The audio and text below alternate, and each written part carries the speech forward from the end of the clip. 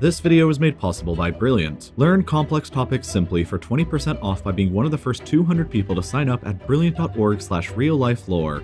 Flying on an airplane is already a pretty stressful experience for many of us, but imagine how much more stressful it would be if the plane you were flying in was a convertible and the pilots decided to drop the top back mid-flight. An entire list of pretty bad things would probably end up happening to you, and I assume that you would most likely not have a good time. Fortunately for you, this will probably never happen again. But unfortunately for some of the unluckiest 95 people to have ever existed, something like this actually did happen once upon a time back in the distant past of 1988. Aloha Airlines used to be a company that operated out of Honolulu and serviced the major Hawaiian airports with connections to the US and Canadian West Coasts. Aloha Airlines Flight 243 happened to be a regularly scheduled short flight between Hilo on the Big Island of Hawaii and Honolulu. On the 28th of April in 1988, the plane that was servicing the route was a Boeing 737-297. Nothing unusual was noted during the pre-departure inspection, and the plane had already completed 3 round-trip flights just that day, so everything was lining up to be just another routine flight over to Honolulu. The captain on board was a 44-year-old veteran with 8,500 flight hours, while the first officer was also a highly experienced 36-year-old with 8,000 flight hours. In total, there were 6 crew members and 89 passengers on board, and all of them were unknowingly in for one of the wildest experiences that a human has probably ever had. The plane performed a routine takeoff from Hilo and casually reached its cruising altitude of 24,000 feet. But approximately 23 minutes after takeoff, while the plane was located about 23 nautical miles away from the island of Maui,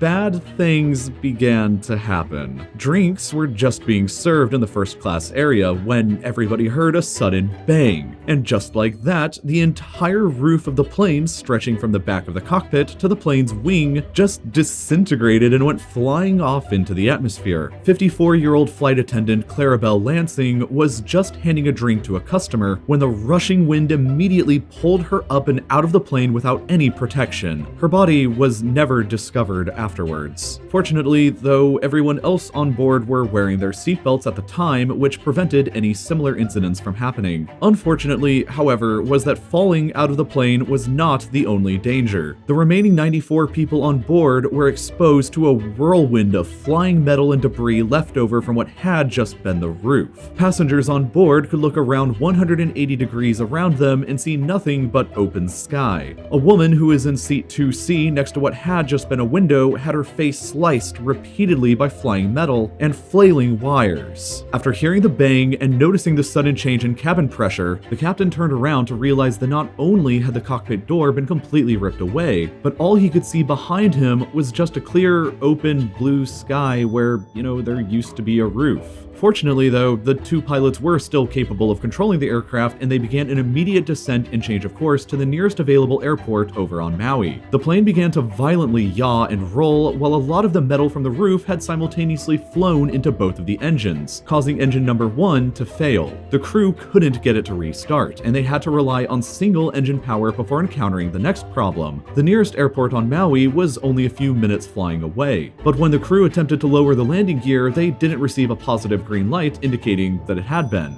but they also didn't receive a negative red light, which would have indicated that it failed. So they just kind of had hope for the best that the landing gear actually had been successfully lowered. Meanwhile, the passengers on board were obviously pretty terrified. At first, everybody just assumed that the plane was going down and that they were all going to die. But after a while, when that didn't happen and the plane continued to keep flying without its roof, many of the passengers reported that they began to feel a sudden sense of optimism and hope. Still, it took the plane 13 more agonizing minutes of flying without a roof full of terrified people before it finally arrived at the airport on Maui and performed a successful landing with the landing gear deployed. Everybody remaining was successfully evacuated, with 65 people being reported with injuries, and 8 of them with serious injuries, including one who was in critical condition at the time. Complicating things, however, Maui Island had no infrastructure in place at the time to handle an emergency of this magnitude. There were only 2 ambulances located on the entire island, so air traffic controllers had to call a local tour company to scrape together several of their tour vans to come and transport transport everybody else that couldn't fit in the ambulances to the nearest hospital. The aircraft itself was damaged well beyond repair, and it was written off and dismantled where it landed. And questions immediately arose as to how exactly a plane's roof could just fly off mid-air. So an investigation by the US National Transportation Safety Board concluded that the following is likely what happened. The Boeing 737-200 series in question was designed to have a service lifespan of 20 years, and the plane involved in this disaster was 19 years old. But that wasn't really the problem though. The bigger issue was that the 737-200 series was also designed for a lifespan of 75,000 flights. This is because over time, the number of pressurization and depressurization cycles that a plane goes through will begin to weaken its fuselage over time. Because this plane was being used exclusively for short trips between the various Hawaiian islands, it had racked up 89,680 flights over its lifetime, which, if you know your math, is a lot more than it should have had.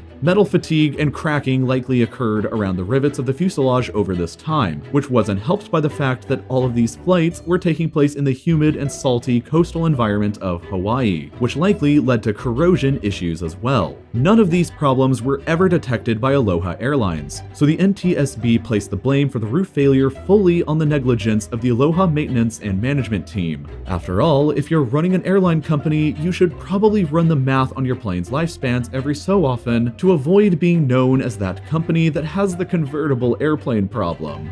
Now, I understand that the physics of how airplanes actually work are pretty complicated. In order to get it, you need to understand some essential concepts like thrust, the mechanism of lift, or the contribution that wing shape will give. I know all about these things though because I took Brilliant's Physics of the Everyday course, which includes an entire section about airplane physics. Now, I know what you're probably thinking. Airplanes, engines, wing shape, and lift mechanics, that all sounds pretty complicated, but Brilliant is the expert in teaching complex subjects simply through their fantastically designed courses. They break down complicated concepts, like how an airplane works, into small, easily digestible bits before building them all back up into the overall idea. And with the new year having just begun, now is the time to get started to make 2020 the year when you improve your grades, learn new skills, or just understand a little bit more of how the world works. Best of all though, by being one of the first 200 people to sign up at brilliant.org/RealLifeLore, you can get started with your learning for 20%